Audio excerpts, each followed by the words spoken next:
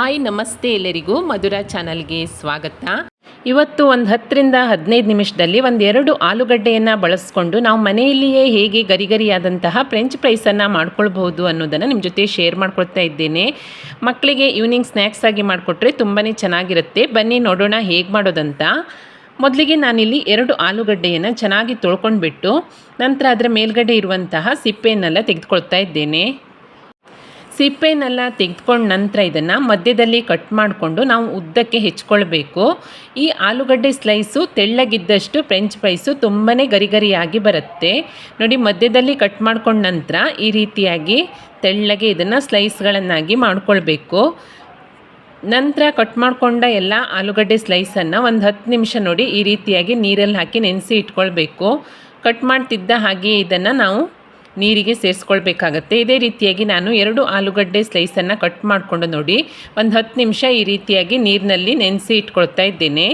10 ನಿಮಿಷದ ನಂತರ ಸ್ಟೋವ್ ಮೇಲೆ ಒಂದು ಪಾತ್ರೆಯಲ್ಲಿ ನೀರನ್ನು ಕಾಯ್ಲಿಕ್ಕೆ ಇಟ್ಟಿದ್ದೇನೆ. ಈಗ ಇದಕ್ಕೆ ಒಂದು ಅರ್ಧ ಸ್ಪೂನ್ ಆಗುವಷ್ಟು ಉಪ್ಪನ್ನು ಸೇರಿಸಿ ನೀರನ್ನು ಕುದಿಸ್ಕೊಳ್ತೀನಿ. ನೀರು ಕುದಿ ಬರಲಿಕ್ಕೆ ಶುರುವಾಗ್ತಿದ್ದ ಹಾಗೆ ಇದಕ್ಕೆ ನಾನು ನೀರಿನಲ್ಲಿ ನೆನೆಸಿ ಇಟ್ಕೊಂಡಿರುವ ಆಲೂಗಡ್ಡೆ ಸ್ಲೈಸನ್ನು ತೆಗೆದು ಈ ಕುದಿಯುತ್ತಿರುವಂತಹ ನೀರಿಗೆ ಸೇರಿಸ್ಕೊಳ್ತಾ ಇದ್ದೇನೆ. ಈ ಕುದಿಯುತ್ತಿರುವಂತಹ ನೀರಲ್ಲಿ ಒಂದು 4ರಿಂದ 5 ನಿಮಿಷ ಇದನ್ನು ಬೇಯಿಸ್ಕೊಂಡ್ರೆ ಸಾಕಾಗುತ್ತೆ. ಜಾಸ್ತಿ ಏನು ಬೇಯೋದು ಬೇಡ. ಟೈಮ್ ನೋಡಿಬಿಟ್ಟು ನೀವು ಒಂದು 4ರಿಂದ 5 ನಿಮಿಷ ಇದನ್ನು ಕುದಿಸ್ಕೊಂಡು ನಂತರ ನೋಡಿ ಈ ರೀತಿಯಾಗಿ ನೀರಿನಿಂದ ಎತ್ತಿಬಿಟ್ಟು ಒಂದು ಬಟ್ಟೆಯ ಮೇಲೆ ಹರಡಿ ಹಾಕಬೇಕು. ಯಾಕಂತ ಹೇಳಿದರೆ ಇದರಲ್ಲಿರುವಂತಹ ನೀರಿನ ಅಂಶ ಎಲ್ಲ ಪೂರ್ತಿಯಾಗಿ ಡ್ರೈ ಆಗಬೇಕು. ನೋಡಿ, ಅದಕ್ಕೋಸ್ಕರ ಒಂದು 10 ನಿಮಿಷ ಈ ಬಟ್ಟೆ ಮೇಲೆ ಈ ರೀತಿಯಾಗಿ ಹರಡಿ ಹಾಕ್ತೀನಿ. ಹೀಗೆ ಮಾಡೋದ್ರಿಂದ ಆಲೂಗಡ್ಡೆಯಲ್ಲಿರುವಂಥ ನೀರೆಲ್ಲ ಬಟ್ಟೆಗೆ ಹೀರ್ಕೊಳ್ಳುತ್ತೆ ಬಟ್ಟೆ. ನಂತರ ನೋಡಿ ಈ ರೀತಿಯಾಗಿ ಮೇಲ್ಗಡೆ ಎಲ್ಲ ಸ್ವಲ್ಪ ಉಜ್ಜಿಕೊಂಡ್ರೆ ಇದರಿಂದ ಪೂರ್ತಿಯಾಗಿ ನೀರು ಡ್ರೈ ಆಗುತ್ತೆ. ನಂತರ ಈ ಆಲೂಗಡ್ಡೆ ಸ್ಲೈಸನ್ನು ಒಂದು ಬೌಲ್ಗೆ ಸೇರಿಸ್ಕೊಂಡು ಇದಕ್ಕೆ ಮೇಲ್ಗಡೆಯಿಂದ ಒಂದು 2 ಸ್ಪೂನ್ ಆಗುವಷ್ಟು ನಾನು ಕಾರ್ನ್ಫ್ಲೋರ್ ಅಥವಾ ಜೋಳದ ಹಿಟ್ಟನ್ನು ಸೇರಿಸ್ಕೊಳ್ತಾ ಇದ್ದೇನೆ. ನಿಮ್ಮ ಹತ್ರ ಕಾರ್ನ್ಫ್ಲೋರ್ ಇಲ್ಲ ಅಂತ ಹೇಳಿದರೆ ಅಕ್ಕಿ ಹಿಟ್ಟನ್ನು ಕೂಡ ಸೇರಿಸ್ಕೊಳ್ಬೋದು. ಕಾರ್ನ್ಫ್ಲೋರ್ ಅಥವಾ ಅಕ್ಕಿ ಹಿಟ್ಟನ್ನು ಸೇರಿಸ್ಕೊಂಡ ನಂತರ ನೋಡಿ ಈ ರೀತಿಯಾಗಿ ಚೆನ್ನಾಗಿ ಮಿಕ್ಸ್ ಮಾಡ್ಕೊಳ್ಬೇಕು. ಆಲೂಗಡ್ಡೆಗೆಲ್ಲ ಪೂರ್ತಿಯಾಗಿ ಹಿಟ್ಟು ಹಿಡಿಯುವ ಹಾಗೆ ಮಿಕ್ಸ್ ಮಾಡಿಕೊಂಡು ನಂತರ ಸ್ಟೋವ್ ಮೇಲೆ ಒಂದು ಬಾಣಲೆಯಲ್ಲಿ ಎಣ್ಣೆಯನ್ನು ಕಾಯ್ಲಿಕ್ಕೆ ಇಟ್ಕೊಂಡಿದ್ದೇನೆ. ಎಣ್ಣೆ ಚೆನ್ನಾಗಿ ಕಾದ ನಂತರ ಹೈ ಫ್ಲೇಮ್ನಲ್ಲಿಯೇ ಇಟ್ಕೊಂಡು ನಾವು ಈ ರೀತಿಯಾಗಿ ಆಲೂಗಡ್ಡೆ ಸ್ಲೈಸನ್ನು ಸ್ವಲ್ಪನೇ ಹಾಕಿ ಎಣ್ಣೆಯಲ್ಲಿ ಹುರಿಬೇಕು.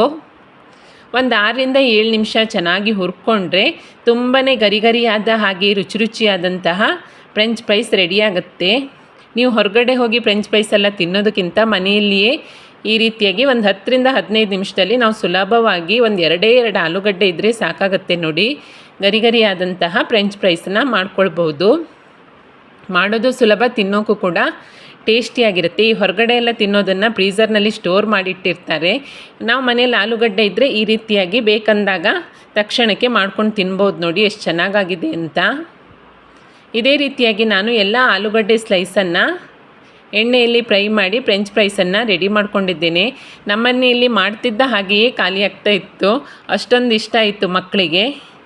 ನೋಡಿ, ಇದೇ ರೀತಿಯಾಗಿ ಎಲ್ಲ ಆಲೂಗಡ್ಡೆ ಸ್ಲೈಸನ್ನು ಎಣ್ಣೆಯಲ್ಲಿ ಫ್ರೈ ಮಾಡಿ ತೆಗೆದುಕೊಂಡ ನಂತರ ಸರ್ವ್ ಮಾಡ್ಕೊಳ್ಳೋಣ ಬನ್ನಿ. ನೋಡಿ, ಗರಿಗರಿಯಾದಂತಹ ಫ್ರೆಂಚ್ ಫ್ರೈಸು ರೆಡಿಯಾಗಿದೆ. ಇವಾಗ ಇದಕ್ಕೆ ನೀವು ಮೇಲ್ಗಡೆಯಿಂದ ಒಂದು ಚಿಟಿಕೆ ಆಗುವಷ್ಟು ಖಾರದ ಪುಡಿ ಹಾಗೆ ಒಂದು ಚಿಟಿಕೆ ಆಗುವಷ್ಟು ಉಪ್ಪನ್ನು ಸೇರಿಸ್ಕೊಂಡು ಮಿಕ್ಸ್ ಮಾಡಿಕೊಂಡು ಟೊಮೆಟೊ ಕೆಚಪ್ನೊಂದಿಗೆ ಸರ್ವ್ ಮಾಡಿದರೆ ತುಂಬಾ ರುಚಿಯಾದ ಹಾಗೆ ಗರಿಗರಿಯಾದಂತಹ ಸ್ನ್ಯಾಕ್ಸು ರೆಡಿಯಾಗುತ್ತೆ. ಮಕ್ಕಳಂತೂ ತುಂಬಾ ಇಷ್ಟಪಟ್ಟು ತಿಂತಾರೆ. ಇವಾಗ ಬೇಸಿಗೆ ರಜೆ ಆಗಿರೋದ್ರಿಂದ ಮನೆಯಲ್ಲೇ ಇರ್ತಾರೆ.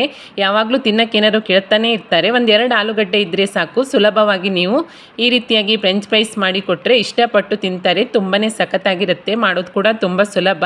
ಖಂಡಿತ ನೀವು ಒಮ್ಮೆ ಟ್ರೈ ಮಾಡಿ ನೋಡಿ. ಈ ರೆಸಿಪಿ ನಿಮಗೆ ಇಷ್ಟ ಆದಲ್ಲಿ ಲೈಕ್ ಮಾಡಿ ಹಾಗೆ ಶೇರ್ ಮಾಡಿ. ಹೇಗಾಗಿದೆ ಅಂತ ಕಮೆಂಟ್ ಮಾಡಿ ತಿಳಿಸಿ. ಹೊಸದಾಗಿ ನಮ್ಮ ಚಾನಲ್ ನೋಡ್ತಾ ಇದ್ದರೆ ಸಬ್ಸ್ಕ್ರೈಬ್ ಮಾಡ್ಕೊಳ್ಳಿ. ಸಿಗೋಣ ಮುಂದಿನ ರೆಸಿಪಿಯಲ್ಲಿ. Thank you for watching.